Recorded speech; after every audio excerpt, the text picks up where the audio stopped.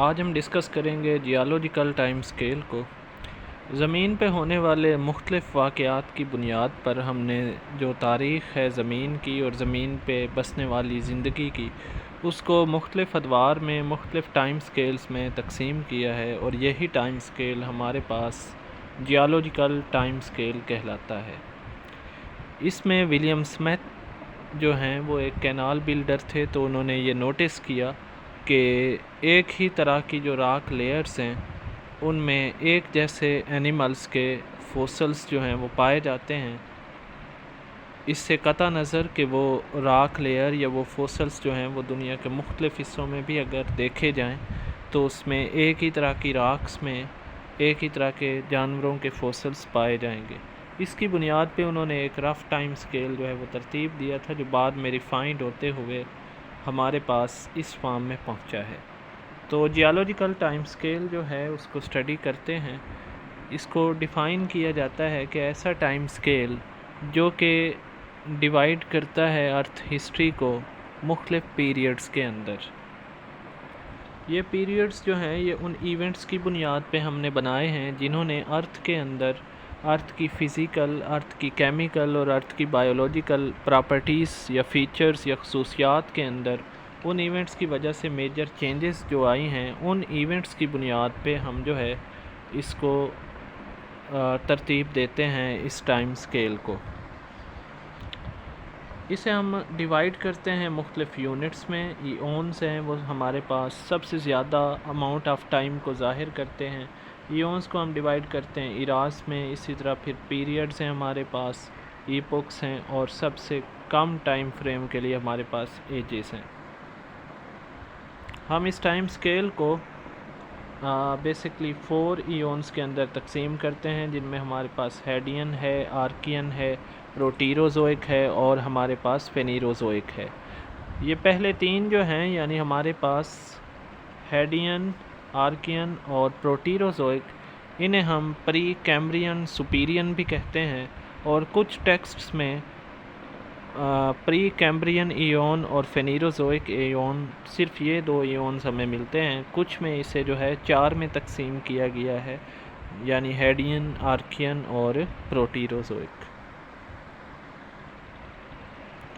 Next अगर हम इसमें देखें तो इसमें जो प्री कैम्ब्रियन के 3 इरास या ईओन्स हैं हमारे पास, वो अगरचे लेस स्टडीड हैं, उन्हें इतना नहीं पढ़ा गया, लेकिन वो हमारे पास टोटल अर्थ हिस्ट्री का 88% है। उनमें हेडियन हमारे पास 13% है, आर्कियन 33% है, प्रोटीरोज़ोइक 42% है और फेनीरोज़ोइक हमारे पास 12% है। अब हम देखेंगे हेडियन ईओन जो है, इसको हम डिस्कस करेंगे।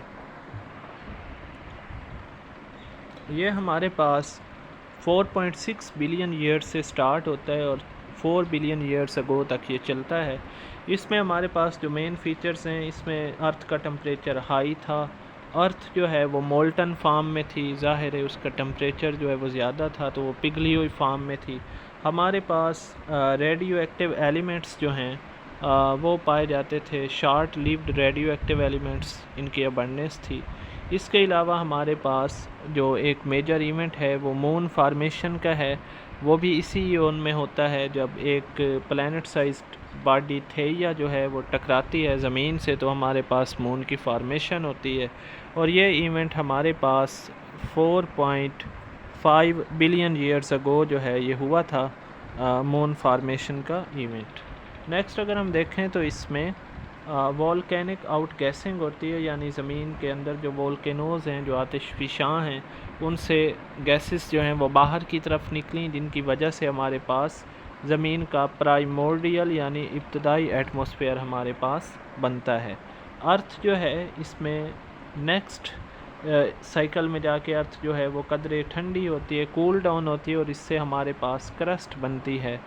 और अर्थ के अंदर जो वोलाटाइल्स थे, अर्थ के कूल होने की वजह यही थी कि वो वोलाटाइल्स जो हैं वो रिलीज़ होते हैं एटमॉस्फेयर के अंदर, और उनके नतीजे में हमारे पास जो एटमॉस्फेयर होता है उसमें हाइड्रोजन मौजूद होती है, कार्बन डाइऑक्साइड मौजूद होती है और वाटर वेपर्स होते हैं, और स्टिल जो है वो इस एटमॉस्फेयर के अंदर ऑक्सीजन जो है वो मौजूद नहीं है। नेक्स्ट हमारे पास आर्कियन ईओन है। ये हमारे पास 4 बिलियन ईयर्स अगो से 2.5 बिलियन ईयर्स अगो तक चलता है। इसके मेन फीचर्स ये हैं कि इसमें अर्थ पे ज़िंदगी का आगाज़ होता है। एटमॉस्फेयर जो है वो अभी भी विदाउट ऑक्सीजन रहता है, उसमें ऑक्सीजन मौजूद नहीं होती। प्रेशर उसका हमारे पास 10 to 100 एटमॉस्फेयर्स रहता है। इसके अलावा अर्थ जो है वो हमारे पास कूल डाउन हो जाती है, यानी उसका टेम्परेचर कम होता है और इसके नतीजे में हमारे पास कंटिनेंट्स यानी बर्रे आज़म जो हैं वो बनते हैं। रॉक्स जो हमें सबसे पुरानी मिली हैं वो आर्कियन ईओन में मिली हैं, तो इसका ये मतलब है कि रॉक फार्मेशन जो है वो भी इसी ईओन के अंदर स्टार्ट होती है। ओशंस की अगर हम बात करें तो वो हमारे पास हेडियन में बन चुके थे, लेकिन ओशन जो है वो अभी एसिडिक थे, उनकी पीएच जो है वो कम थी क्योंकि कार्बन डाइऑक्साइड जो है वो ज़्यादा मिकदार में मौजूद है, तो वो ओशंस को एसिडिक बना देती है। स्ट्रोमेटोलाइट्स जो कि प्रोकैरियोट्स के मखसूस किस्म के फोसल्स होते हैं वो भी हमें इसी ईओन के अंदर मिलते हैं, तकरीबन 3.48 बिलियन ईयर्स अगो। नेक्स्ट हमारे पास इसमें प्रोटीरोजोइक ईओन है। प्रोटीरोजोइक जो है ये हमारे पास 2.5 बिलियन ईयर्स अगो स्टार्ट होता है और इसका एंड होता है 541 मिलियन ईयर्स अगो। प्रोटीरोजोइक जो है इसमें हमारे पास प्रोटीरोजोइक के हमारे पास जो फीचर्स हैं अगर हम उनकी तरफ जाएं तो प्रोटीरोजोइक जो है इसका मतलब होता है अर्ली लाइफ यानी इब्तदाई ज़िंदगी, और इसमें जो अहम एक बात होती है कि ऑक्सीजन जो है वो पैदा होती है एटमॉस्फेयर के अंदर, और इसके नतीजे में आपके पास कई तरह की जो लाइफ फार्म है वो आपके पास इवाल्व होती है। इसके अलावा इस लाइफ फार्म में हमारे पास यूकैरियोट्स पैदा होते हैं, मल्टी सेलुलर ऑर्गेनिजम्स जो हैं वो पैदा होते हैं, और इस ईओन यानी कि हमारे पास प्रोटीरोजोइक ईओन की अर्ली और लेट फेजेस के अंदर अर्थ जो है वो बिलो फ्रीजिंग यानी फ्रीजिंग टेम्परेचर से भी नीचे उसका दर्जा हरारत चला जाता है, जिसे हम कहते हैं स्नो बॉल अर्थ पीरियड्स। तो ये स्नो बॉल अर्थ पीरियड्स जो हैं वो भी हमारे पास इसी ईओन के अंदर होते हैं। ये टेक्टोनिकली बड़ा एक्टिव पीरियड था, यानी इसमें अर्थ क्रस्ट जो है वो बनती है, और कंटिनेंटल क्रस्ट हमारे पास वो क्रस्ट जो बर्रे आज़मों पे मुश्तमिल है वो हमारे पास बनती है, और उसका तकरीबन 43% हमारे पास इसी ईओन के अंदर बनता है।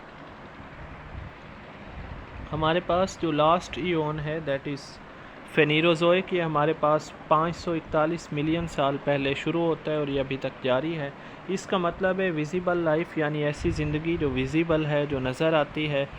ये नाम इसे इसलिए दिया गया है क्योंकि इसमें हमारे पास इस टाइम पीरियड के अंदर हमारे पास बहुत से फोसल्स जो हैं वो मौजूद हैं।